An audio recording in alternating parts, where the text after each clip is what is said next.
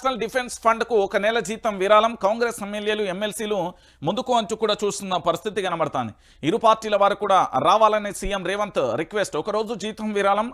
Deputy కలెక్టర్ల association హైదరాబాద్లో siren alert ఏర్పాటు చేయండి.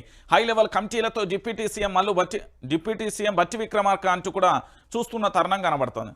అయితే ఇక్కడ ఒక విషయాన్ని, ఇది హర్షించదగ్గ విషయం ఏంది అంటే, నేషనల్ డిఫెన్స్ ఫండ్కు 1 నెల వేతనం విరాళం ఇవ్వడం మంచి పరిణామం. ఇంకొక విషయం ఏంటంటే, చాలా సందర్భాలలో మీరు అందరూ వినే వింటారు, మీ అందరికీ తెలిసిన విషయమే, దాన్ని పెద్దగా చెప్పాల్సిన అవసరం కూడా లేదు.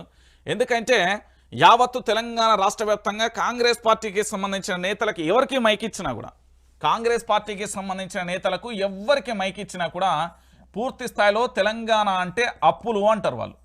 మీ అందరికీ తెలిసిన విషయమే. తెలంగాణ రాష్ట్రం అంటేనే అప్పుల రాష్ట్రం అంటారు. అయితే ఇక్కడ మనం ఆలోచించాల్సిన విషయం ఏంటంటే, ఈరోజు అంటే యుద్ధ వాతావరణం కొనసాగుతుంది, యుద్ధ పరిస్థితులు నడుస్తున్నాయి కాబట్టి పాక్ భారత్కు మధ్యలో మరి 1 నెల జీతం వాళ్ళకు విరాళంగా ఇస్తున్న పరిస్థితి కనబడుతుంది కదా.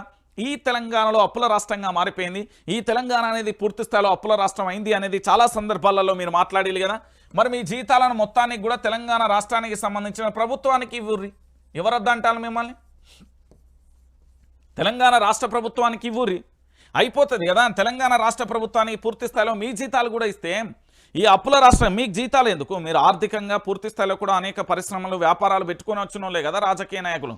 మీరేం పూర్తి స్థాయిలో కూడా అసలైతే ఉండడానికి ఇల్లు లేక, తినడానికి తిండి లేక, ఉద్యోగాలు లేక లేరు కదా. మీకు ఆల్రెడీ పూర్తి స్థాయిలో ప్రభుత్వానికి సంబంధించి ఎమ్మెల్యేలుగా, ఎమ్మెల్సీలుగా, ఎంపీలుగా, దాంతోపాటు మంత్రులుగా, దాంతోపాటు ముఖ్యమంత్రిగా పదవులు ఉన్నాయి కదా. మీరు కూడా ఈరోజు నేషనల్ డిఫెన్స్కు ఫండ్ ఏ విధంగా ఇచ్చిలో తెలంగాణ ప్రాంత ప్రజలకు కూడా మీ జీతాలన్నీ కూడా ఇవ్వరు.